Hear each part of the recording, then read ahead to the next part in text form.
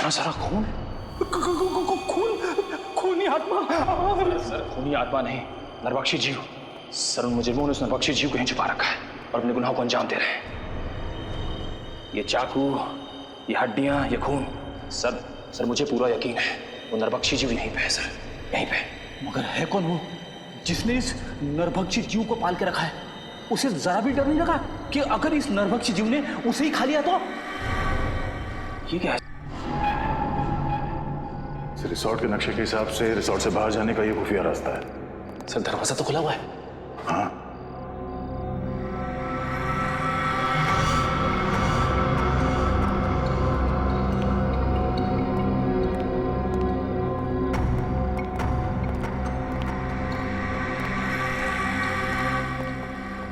दो पलंग?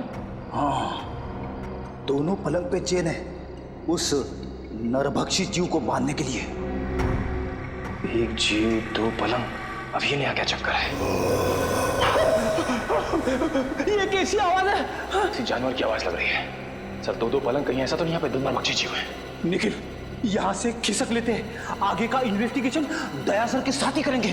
सर कुछ नहीं होगा आपको, मैं हूं ना। कौन है?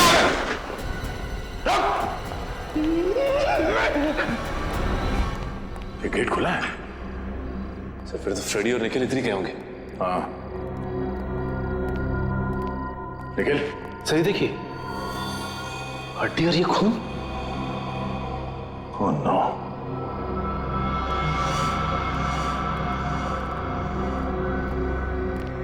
ये क्या? इसका मतलब है दो नरभक्षी जीव। लेकिन सर एक की तो मौत हो गई थी। सचिन, निखिल और फ्रेडी की जान को भी खतरा है, जल्दी।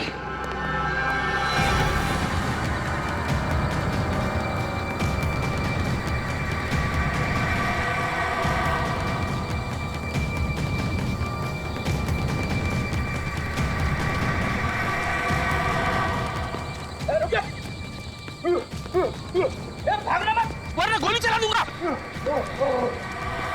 रुक।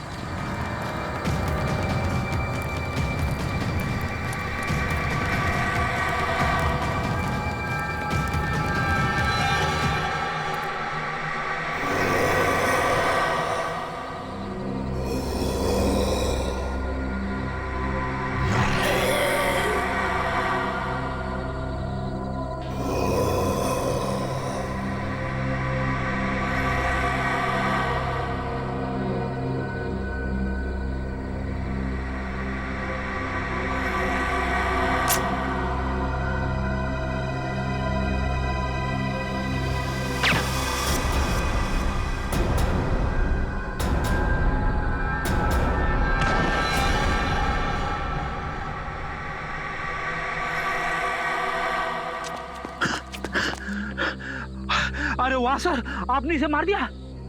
नहीं फ्रेडी, सिर्फ डार्ट से बेहोश किया इसे। अच्छा हुआ सर आप लोग आ गए, वरना आज मेरी वाइफ का सुहाग उजड़ने वाला था।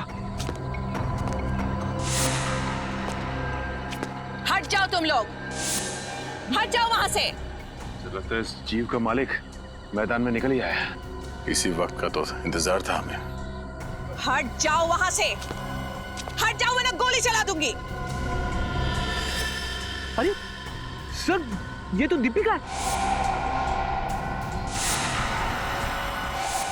हट जाओ, गन नीचे करो। निकल जाओ यहाँ से। गन हटाओ, गन नीचे रखो।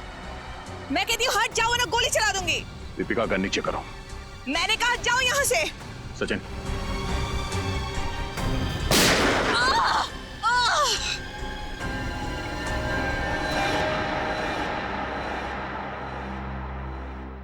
मेरे पिताजी एक एंथ्रोपोलॉजिस्ट थे, मानव वैज्ञानी। बहुत साल पहले वो मंटोनियो नाम के एक छोटे से टापू में गए थे, जहां से वो दो ऐसे जीव लेके आए जो ना तो इंसान थे और ना ही जानवर। उन्हें देखकर ऐसा लगता था जैसे वो इंसानों से एक स्टेज पीछे हैं। एक मिनट, तुम्हारे पिताजी उन लोगों को यहाँ इंडिया में कैसे लेके आए? ये तो गैर कानूनी है ना? जी, स्मगल करके, गैर कानूनी तरीके से। पर जैसे जैसे वक्त बीतता गया उनके साथ मेरा लगाव बहुत बढ़ गया। पर मेरा यकीन मानिए सर, मैं बिल्कुल नहीं जानती थी कि जैसे जैसे वो बड़े होते जाएंगे वो नरभक्षी बन जाएंगे, मैन ईटर्स। और इसीलिए तुमने उनकी इंसानी मांस खाने की भूख को मिटाने के लिए रिसोर्ट में जितने भी लोग आते थे उनका शिकार करना शुरू कर दिया। तो मैं और क्या करती? मुझे डर था कि कहीं एक दिन उन्हें अपना खुराक ना मिले तो शायद वो मुझे ही अपना शिकार बना लेंगे।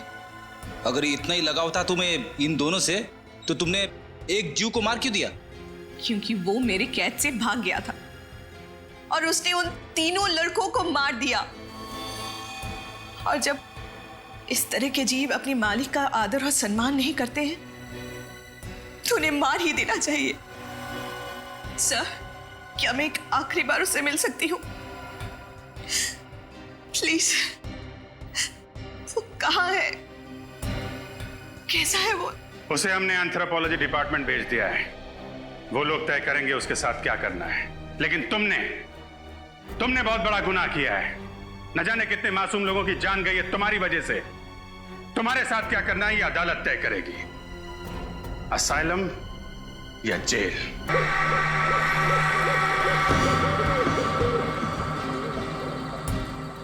अरे यार, इतना एडवेंचर तो मैंने अपनी पूरी जिंदगी में नहीं की जितना इन पिछले कुछ घंटों में हो गया। वाकई यार, बहुत हो गई हाइकिंग साइकिंग। अरे विनय, तू ठीक है ना? हाँ, मैं ठीक हूँ। अगर तू कहे तो यार शहर जाने वाला रास्ता हम अभी ढूंढ सकते हैं। रात को रास्ता कहाँ ढूंढेंगे यार? एक काम करते हैं, सवेरे होने तक यहीं पे रुक जाते हैं, सवेरे होते ही निकल लेंगे। ये हुई ना बात। अरे यार, एक हील अंदर नहीं जा रहा यार। खैर यार, कुछ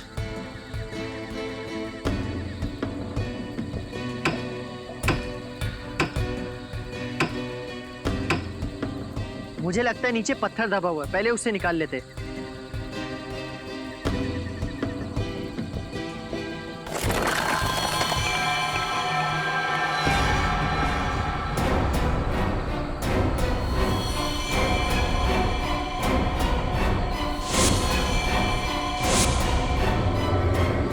यार, हम किसी कब्रिस्तान में तो नहीं आ गए ना? बस यार, अब मैं एक पल भी यहाँ नहीं रुक सकता।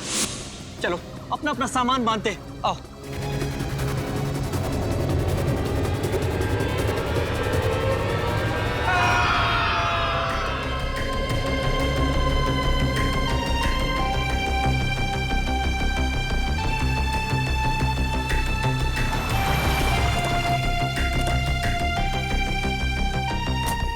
आइए आइए, चलिए।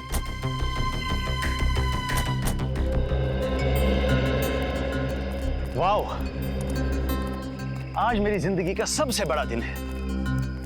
इतने लंबे स्ट्रगल के बाद आज मैं गर्व से कह सकता हूं कि ये सारी की सारी जमीन मेरी है। मुबारक हो समर सर, बहुत बहुत मुबारक हो आपको। Thank you very much. कहिए, कैसी लगी आप लोगों को ये जमीन? शहर से काफी दूर है और आप यहाँ हॉलिडे कॉटेज बनाना चाहते हो? यहाँ दूर दूर तक हम खेती करेंगे, फलों की, सब्जियों की, और यहाँ बीच में हम कॉटेज बनाएंगे, हट्स बनाएंगे। ये वाकई नया और अनोखा आइडिया है, लेकिन खेती बाड़ी शुरू करने से पहले हमें यहाँ जमीन की जांच तो करनी पड़ेगी ना।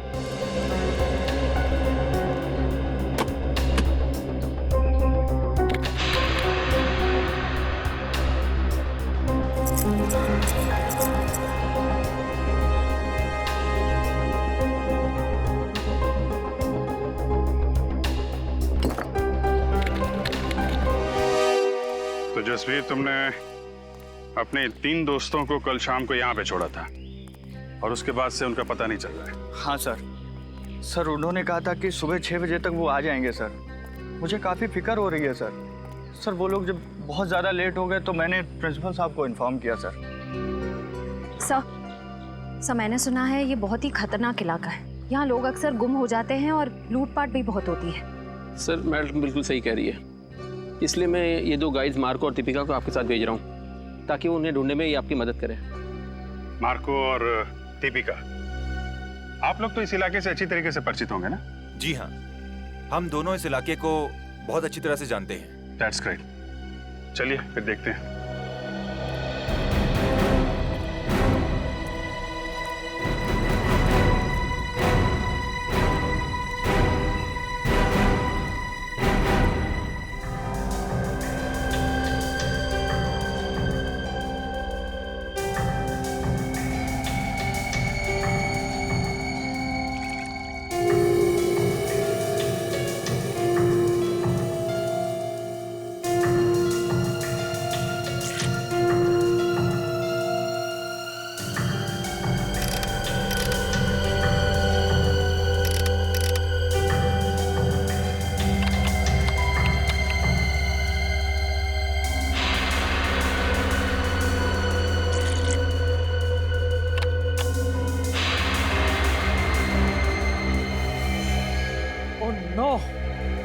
क्या हुआ? मिट्टी बंजर है क्या? नहीं, ऐसी तो कोई बात नहीं है। तो फिर? ये देखो, मिट्टी में से क्या मिला है। ओह माय गॉड, अब हम क्या करेंगे? करना क्या है, सीआईडी में डॉक्टर सालुंके को फोन करते हैं।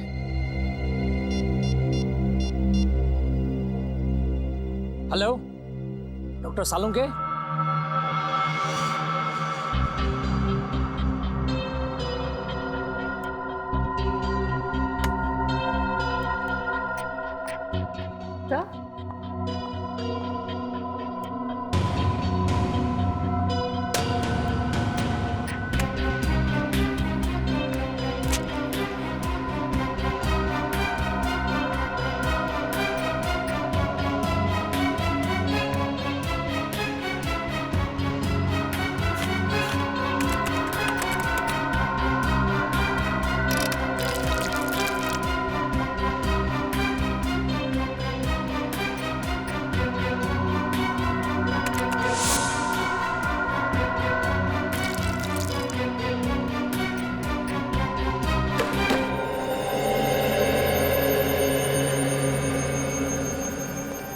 आप लोगों का शक एकदम सही था। उस मिट्टी में मुझे पूरे 26 लोगों का डीएनए मिला है। आपका मतलब 26 लोगों को गाड़ा गया था वहां पे? वो जगह पे कोई कब्रिस्तान तो नहीं था? वही तो, इसीलिए तो ये मामला और भी ज्यादा गंभीर हो जाता है। कौन थे ये लोग?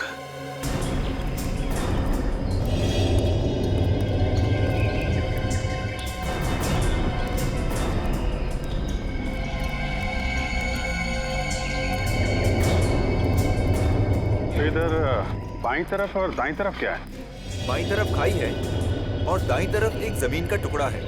अगर किसी को हैकिंग करनी होती है तो वो सीधा इसी रास्ते से ऊपर जाता है। इधर? Yes sir. सर, कहीं वो लोग इस खाई में तो नहीं गिर गए होंगे? पहले चलो देखते तो हैं, आ जाओ।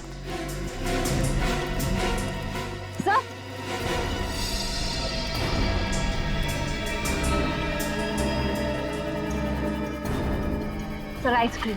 हाँ सर, वो लोग आइस बॉक्स में आइसक्रीम और जूस भी लेकर आए थे सर। मतलब यहीं कहीं खाना वाना खाया है लोगों ने। ठीक है, ये आइसक्रीम का कप, प्लेट, मतलब यहाँ पे बैठ के उन लोगों ने खाना खाया है। यहीं कहीं आसपास टेंट वेंट लगा के आराम भी किया होगा। यहाँ आसपास कोई ऐसी जगह है जहाँ पे टेंट लगाया जा सके? यस सर, उस तरफ। चलो देखते हैं। अच्छा किया जो आप लोगों ने डॉक्टर सालुंके को तुरंत फोन कर लिया, वरना किसी को पता भी नहीं चलता कि यहाँ पर 26 लोगों की लाशें दबी हुई हैं। सर, ये लाशें किसकी हो सकती, और यहाँ पे कैसे आई? ये तो इस जमीन का मालिक समर्थ ही हमको बता सकता है।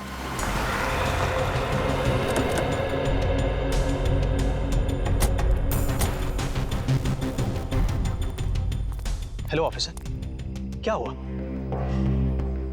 अरे अगर कोई तकलीफ थी तो हमें बता देते। सीआईडी वालों को बुलाने की क्या जरूरत थी? जब लाशों के भंडार मिलते हैं तो एक अच्छे नागरिक का फर्ज होता है कि वो सीआईडी को तकलीफ दे। लाशों के भंडार कहाँ? आपकी जमीन के अंदर हमें 26 लाशें मिली। 26 लाशें? ऐसे कैसे हो सकता है?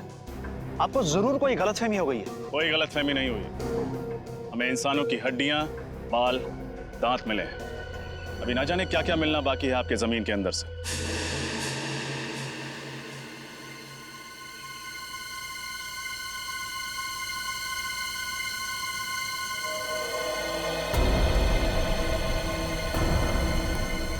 भैया यहाँ लेके आओ।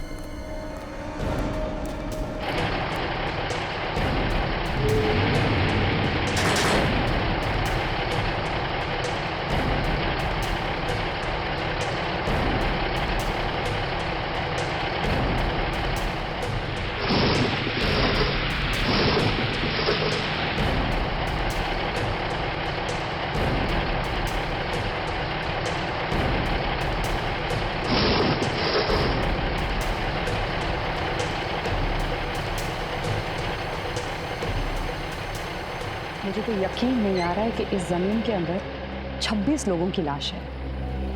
अगर कोई मुजरिम एक भी लाश को गाड़ता है तो वो पकड़ा जाता है, और यहाँ किसी ने 26 लाशें गाड़ी है। कोई भी जुर्म छुपता नहीं है डॉक्टर तारिका। इस अपराध से भी पर्दाफाश हो ही गया। उन मजदूरों को लेके जाओ, उनको बोलो उस तरफ खुदाई शुरू करें। आप लोग उस तरफ चलिए।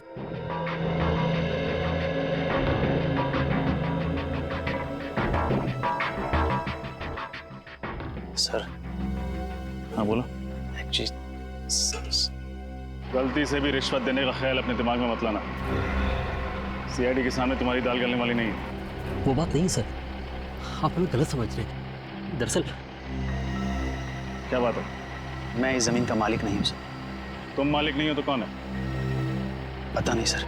पता नहीं मतलब? मैं आपको बताता हूँ सर। दरअसल हम सुनसान और अनजान जमीन पर कब्जा कर लेते हैं, उसके बाद उस जमीन को दूसरों को बेच देते हैं, या फिर वहाँ पर मकान या दुकान बना देते हैं। What? हाँ सर, हमें नहीं मालूम था सर, इस ज़मीन पे कब्जा करने के बाद हमें मुनाफा के बदले जेल की सलाखें मिलेंगी सर। सर हमें बचा लीजिए सर। मुजरिम अक्सर पकड़े जाने के बाद लेखक बन जाते हैं, दिलचस्प कहानियाँ सुनाने लगते हैं। तुम्हारी भी अच्छी है। नहीं नहीं सर, ये कहानी नहीं है, ये सच्चाई है सर। आप ये ज़मीन के पेपर देख लीजिए सर। आप किसी भी अच्छे वकील को दिखा लीजिए, वो यही कहेगा कि ये नकली पेपर से। जब तुम्हारी कहानी सच्ची भी है, तुम्हें जेल तो जाना ही पड़ेगा।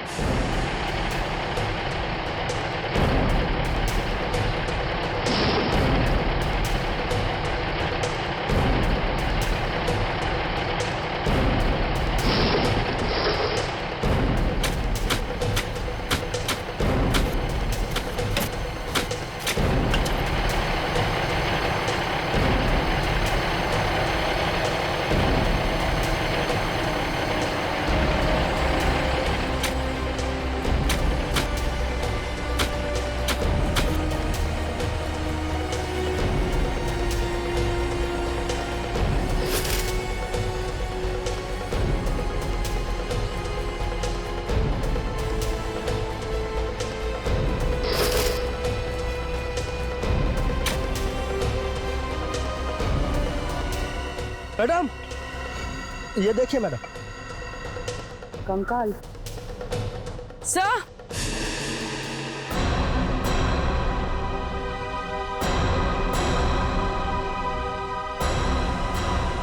उधर कुछ है सर?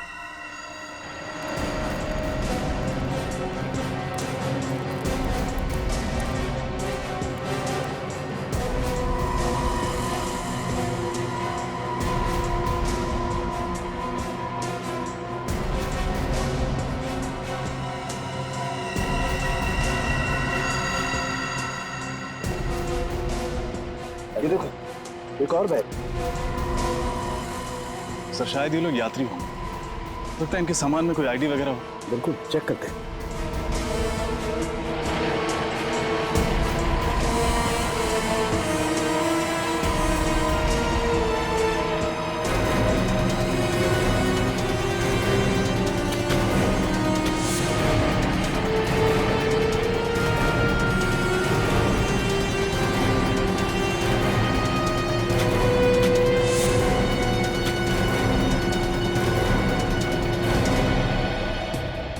में तो कुछ भी नहीं है, कोई आईडी वगैरह। सर ये देखिए।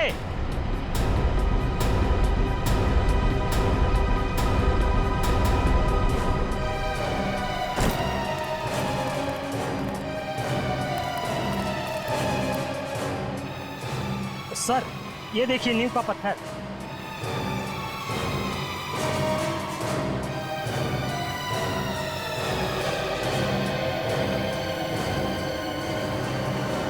कहीं ऐसा तो नहीं कि यहाँ पर कभी कोई बिल्डिंग हुआ करती थी जिसे गिरा कर इस जगह पर कब्रिस्तान बना दिया गया? हो सकता है। पता नहीं वो कौन सी मनहूस घड़ी थी जब हमने इस जमीन पे बुरी नजर डाली। लेने के देने पड़ गए। आप दोनों हमारे साथ ब्यूरो चलेंगे, आपसे पूछताछ करनी। जमीनों के घोटाले करने के लिए तुम दोनों को गोल्ड मेडल देना चाहिए। Gold medal. जाने कितनी जमीनों पर गैरकानूनी कब्जा किया तुम लोगों ने, और कितने लोगों को जमीनें बेच भी दी। माफ कर दीजिए सर, गलती हो गई। अब हम ऐसी धांधलेबाजी फिर कभी नहीं करेंगे। अरे धांधलेबाजी तो तब करोगे ना जब जेल से छूटोगे। अब आइंदा हम धांधलेबाजी नहीं करेंगे। खज्जर फर्म्स के बारे में बताओ, किसके नाम पर है वो जमीन? बताओ जल्दी। हम सच कह रहे हैं सर, हमें कुछ भी नहीं मालूम। हम तो ऐसे ही जमीनों पे कब्जा कर लेते हैं जो लावारिस होती है। फिर भी कब्जा करने के पहले तुमने रजिस्ट्री ऑफिस से पता किया ही होगा ना कि ये जमीन किसके नाम पे? किया था, और रजिस्ट्री ऑफिस में कुछ महीने पहले आग लग गई थी, जिसकी वजह से इस जमीन के सारे डॉक्यूमेंट्स चल गए थे। हाँ सर, और जब हमें पता चला कि इस जमीन के आगे पीछे और कोई नहीं है, यहाँ तक कि इसके पेपर्स भी नहीं है, तो हमने तुरंत इसके ऊपर हक जमा लिया। सर, ये रही रजिस्ट्रेशन ऑफिस में लगी हुई आग की रिपोर्ट। आग लगी थी 6 जून 2003 और आग की वजह पेट्रोल। मतलब सर वो आग जानबूझकर लगाई गई थी, जमीन का इतिहास मिटाने के लिए? हाँ पूर्वी, जानबूझकर लगाई गई थी, क्योंकि खूनी जानता था कि एक न एक दिन वो सारे कंकाल जमीन के नीचे से ऊपर आएंगे। इसलिए अपने आप को बचाने के लिए उसने ये रास्ता ढूंढा था। ये पता लगाना चाहिए कि उस नींव के ऊपर वो जो कंक्रीट का कंस्ट्रक्शन मिला है ना, वो ढांचा, उस पर पहले क्या बना हुआ था।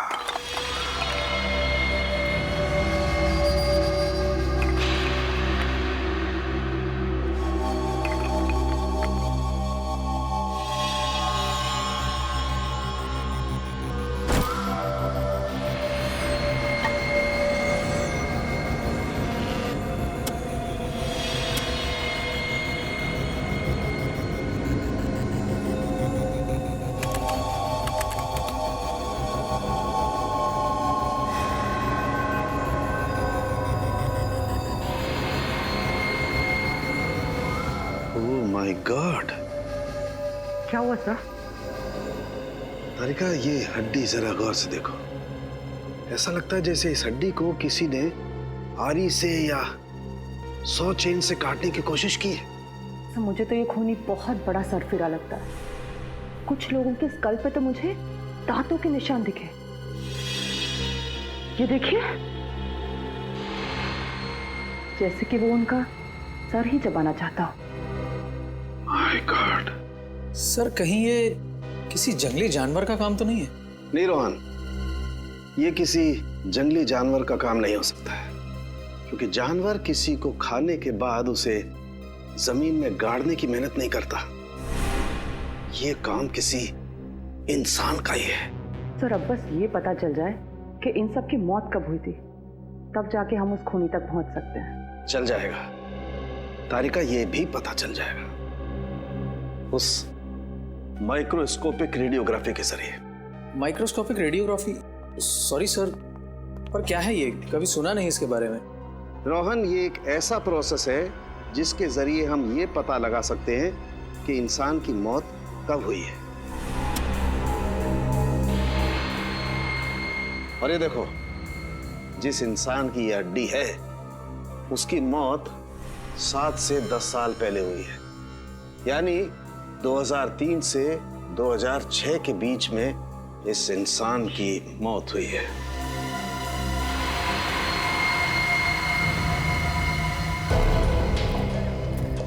और कितनी दूर चलना पड़ेगा अभी?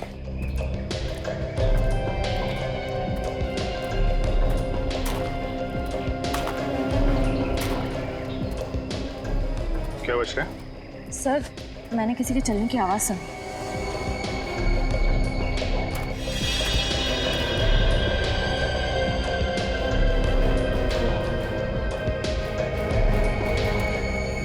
यहाँ तो कोई नहीं दिख रहा। सर, शायद मेरा वहम होगा। इतना सारा खून। ये जितने भी कंकाल हैं, इनमें से कुछ लोग विदेशी, जैसे एशियन, कॉकेशियन, अफ्रीकन वगैरह वगैरह। पर सर, ये सब कैसे पता चलता है?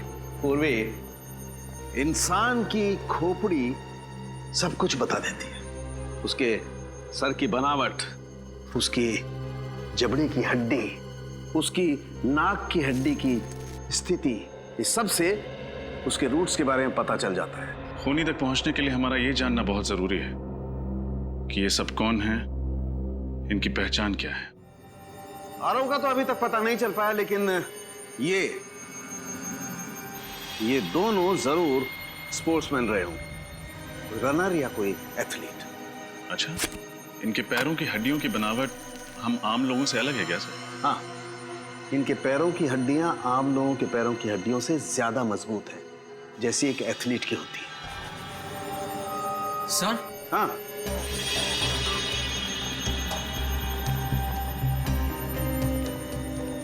क्या हुआ?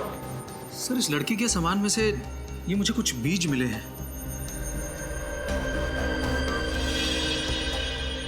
ये किस तरीके के बीज हैं? नागा जोलकिया नाम का मसाला है। ये दुनिया का सबसे तीखा मसाला है और ये इतना तीखा मसाला है कि नॉर्मल नमक या मिर्च की तरह नहीं खाया जाता। तकरीबन हजारों लाल मिर्च की ताकत इस थोड़े से मसाले में है। नागा जोलकिया, कोई ये मसाला इस तरीके से अपने सामान में लेकर क्यों घूमेगा? कहीं ये लड़की कोई रिसर्च वगैरह तो नहीं कर रही थी? खून का सैंपल ले लो श्रेया, बच्चों के माँ बाप के डीएनए के साथ मैच करके देख लेंगे।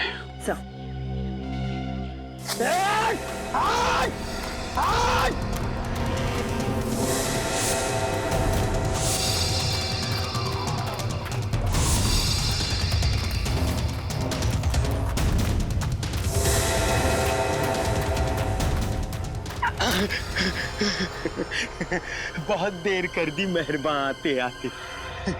चलो अब अच्छे बच्चों की तरह अपना सारा सामान मेरे हवाले कर दो। नहीं तो क्या करेगा? हाँ? तो तुम्हारे छोटे छोटे टुकड़े करके कौन सी खाई में फेंकेंगे पता भी नहीं चलेगा किसी को। नहीं नहीं, प्लीज आप ऐसा मत करिए। ये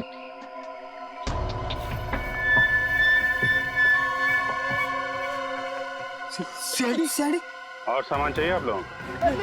भाग रहे हो।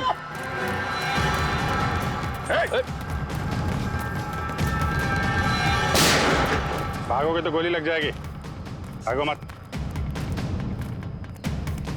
कहाँ भाग रहे थे?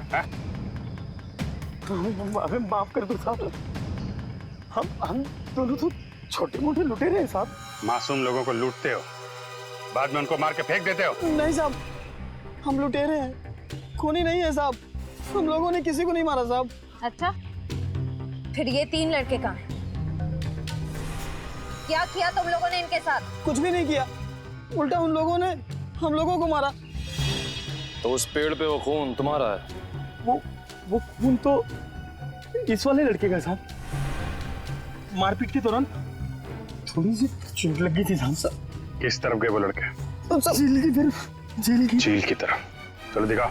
मैं होल्ड करता हूँ। हाँ, जल्दी बोलो।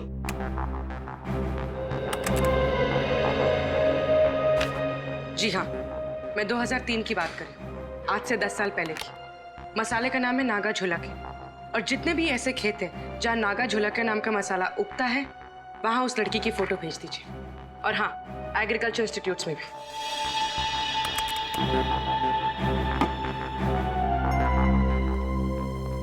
सर, हमें जिन लोगों के कंकाल मिले हैं उनके गायब होने की रिपोर्ट अभी तक नहीं मिली है, और इनमें से कुछ लोग विदेशी भी हैं। पता नहीं उनके घर वालों ने उनके गायब होने की रिपोर्ट कहां पे लिखवाई है। हो सकता है ना फ्रेडी कि उनके घर वालों को पता ही नहीं था कि जब ये हादसा हुआ तब ये लोग इंडिया में ही थे। लेकिन एक खज्जर फार्म से ही पता चलेगा कि ये सारा चक्कर क्या है। सर, एक बात बड़ी अजीब है, खज्जर फार्म के आसपास दूर दूर तक कोई भी जंगली जानवर नहीं है, तो लोगों को मार कौन सकता है उनके मांस के लिए? सर, कहीं कोई आत्मा नरबक्षी तो नहीं है? वो चाहे कोई भी हो, फिर चाहे फ्रेडी, वो तुम्हारी आत्मा ही क्यों ना हो, अब नहीं बचेगा ये हमारे हाथों से। ये रही झील।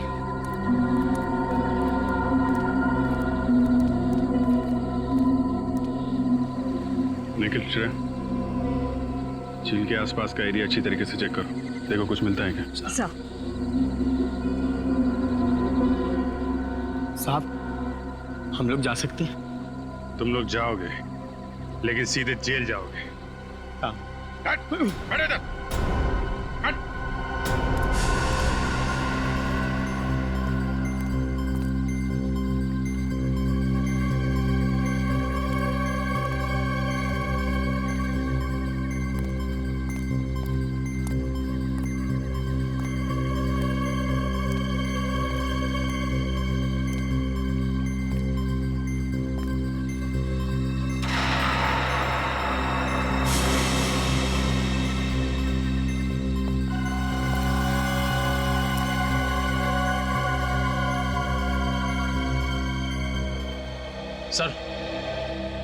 सर ये टॉल मिला है सर, इस पे खून लगा हुआ है।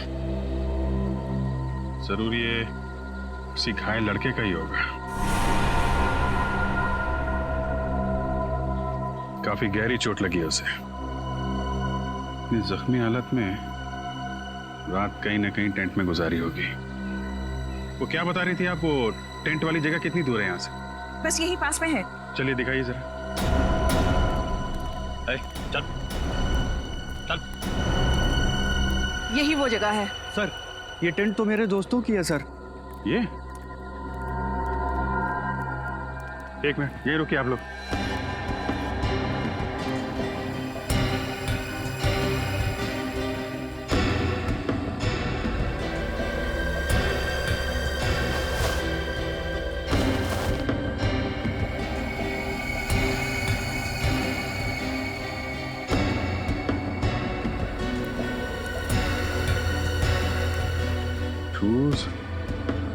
टूटे हुए टेंट, बिखरा हुआ सामान, क्या हुआ क्या यहाँ पे? सर उन्हें कुछ हो तो नहीं गया होगा सर? सर हो सकता है ये किसी जंगली जानवर ने हमला किया। पर सर इस इलाके में तो कोई जंगली जानवर है ही नहीं। जानवर नहीं है तो फिर ये सब?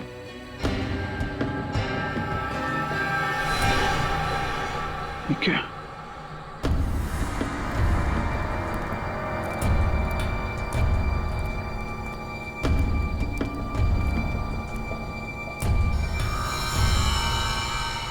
बहुत सारा खून है।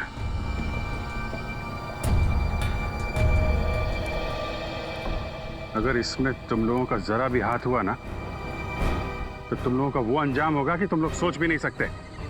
श्रेया, सबको जेल में डाल दो, ले जाओ। चलो चल।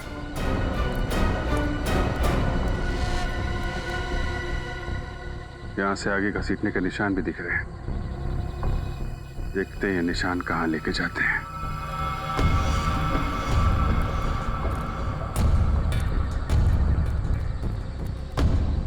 ये क्या चक्कर है?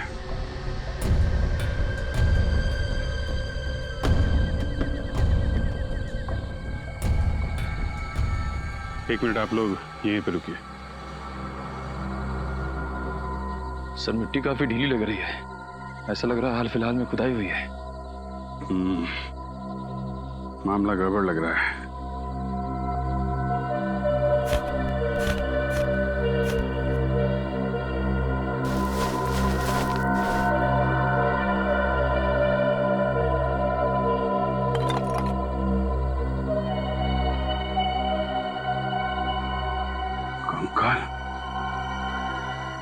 निखिल, कुछ खोदने का इंतजाम करो।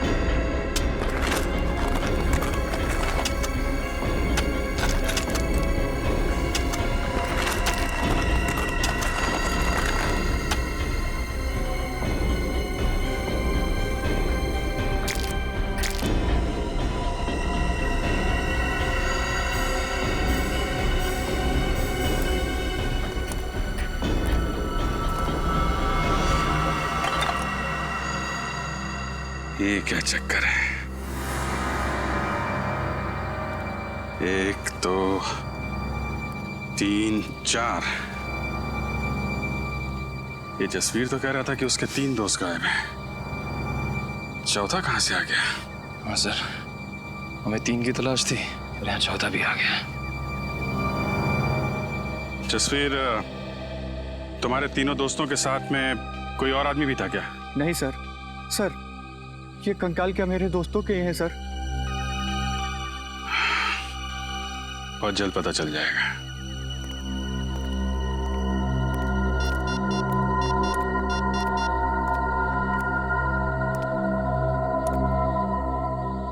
हाँ तारिका जी, आपको जंगल में आना पड़ेगा।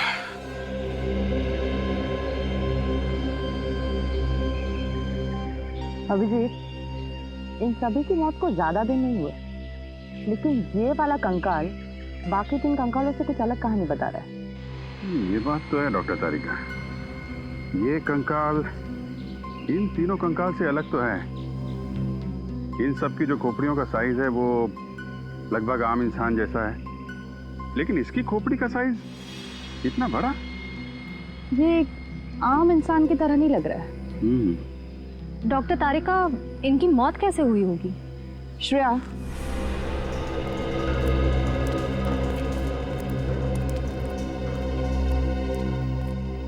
इसकी गर्दन पे और छाती पर दांतों के काटने के निशान हैं, पर फोरेंसिक में टेस्ट करके ही सही नतीजे पर पहुंच सकते हैं। खजर फर्म से मिली फाउंडेशन के अनुसार ही मैंने ये ब्लूप्रिंट तैयार किया। काफी बड़ी जगह है ना? जी सर, इसको देखकर नहीं लगता है कि ये किसी का घर या ऑफिस होगा। 2 स्विमिंग पूल की जगह छोड़ी गई है सर। 2 स्विमिंग पूल तो किसी होटल या रिसोर्ट में ही हो सकते ना? बिल्कुल सही कहा आपने। इसे देखकर लगता है ये जरूर कोई होटल या रिसोर्ट होगा, क्योंकि कॉरिडोर की जगह भी छोड़ी गई है यहाँ। और ये यहाँ पर हमें सबसे ज्यादा लाशें मिली इस एरिया में। यहाँ क्या हो सकता है? मुझे लगता है सर ये होटल या रिसोर्ट का गार्डन हो। कोई होटल या रिसोर्ट, कोई होटल या रिसोर्ट जहां पर लोग रहने जाते थे पर जिंदा वापस नहीं लौटते थे। डॉक्टर तारिका, एक बात समझ में नहीं आ रही। आप कह रही हैं कि इनको मरे हुए ज्यादा दिन नहीं हुए, तो फिर इनके शरीर से खाल और मांस कहाँ गया? इन गड्ढों में हमें खाल का एक छोटा सा टुकड़ा भी नहीं मिला है। नहीं अभिजीत, एक टुकड़ा है यहाँ पे।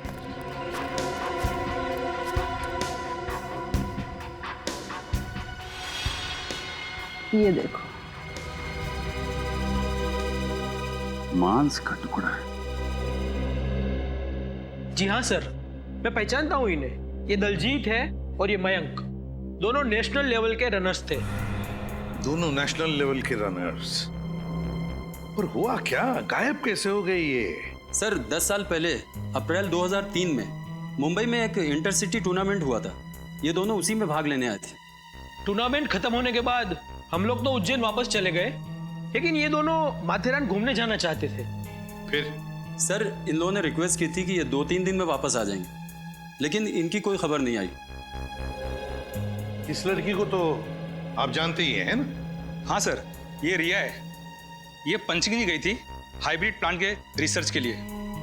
मुंबई रुकने का इसका कोई प्लान नहीं था, पर शायद उस रात काफी हाईवे पर जाम था, इसलिए मजबूरी में यहाँ इसे रुकना पड़ा। खज्जर फार्म में? जी। पूर्वी ये तीनों के तीनों, ये 2 लड़के और ये लड़की मुंबई शहर के नहीं थे, बाहर के थे, बाहर के। और सर ये तीनों खज्जर फार्म में रुके थे। वही तो, तीनों खज्जर फार्म में रुके। इस मांस का रंग बिल्कुल सफेद हो गया है। डॉक्टर तारिका, ऐसा सफेद तो केमिकल की वजह से होता है ना? हाँ, खूनी ने इन चारों की खाल निकालने के लिए जरूर कोई सॉल्यूशन या फिर केमिकल का इस्तेमाल किया है। सर हमें यहाँ आसपास से किसी भी केमिकल के ट्रेसेस या लैब वगैरह कुछ नहीं मिला है। इसका मतलब इन चारों को मारा कहीं और गया है और बाद में इन्हें यहाँ पे लाके गाड़ दिया गया।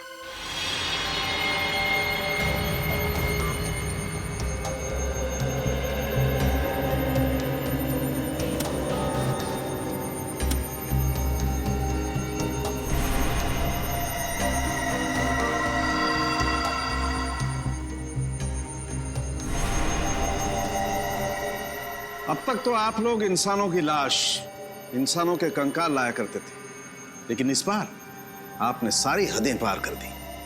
क्यों नॉट सर? ये कंकाल भी तो इंसानों के ही हैं। हाँ हैं। वो तीनों कंकाल इंसानों के हैं, लेकिन ये चौथा कंकाल जानते हो किसका है? किसका है sir? Pavilion man. Pavilion man? क्या मतलब? देखो, इंसान को इंसान बनने के लिए कई स्टेजेस से गुजरना पड़ा है, ये तो सबको मालूम है। ये पेलियन मैन इंसान बनने से पहले वाली स्टेज है। अरे बाप रे, ये तो बड़ा ही खतरनाक है। हाँ फ्रेडी, ये बहुत खतरनाक भी है और बहुत ही ज्यादा शक्तिशाली भी है। इन तीनों लड़कों को उस पेलियन मैन ने मार के खाया है, मार कर खाया है अपनी भूख मिटाने के लिए। तो ये जीव नरभक्षी होते हैं, मैन ईटर्स। हाँ पूर्वी, तभी तो इनके दांत हमारी तरह नहीं होते, बिल्कुल बड़े और नुकीले होते हैं। दिखाती हूँ।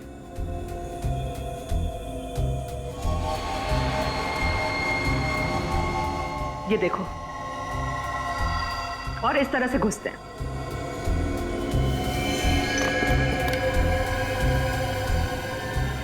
सर, हमें तो लगा था ये किसी जंगली जानवर का काम है। ऐसा भी कोई जीव हो सकता है, ये तो हमने सोचा ही नहीं था। लेकिन विनीत, अगर इन 3 लड़कों को इस जीव ने मारा है, तो फिर इस जीव को किसने मारा? क्योंकि इसकी खाल भी बिल्कुल उसी तरह निकाली गई जिस तरह इन 3 लड़कों की निकाली गई थी। मुझे लगता है इस पेलियन मैन को कोई और कंट्रोल करता है। आप शायद सही कह रहे हैं सोलंकी साहब, क्योंकि अगर इसे कोई और कंट्रोल नहीं कर रहा होता तो ये अब तक शहर में घुसकर तबाही मचा चुका होता। कोई तो है जो इसे इसकी खुराक देता है। उस एरिया के सारे रिसोर्ट्स में जाके चेक करना होगा।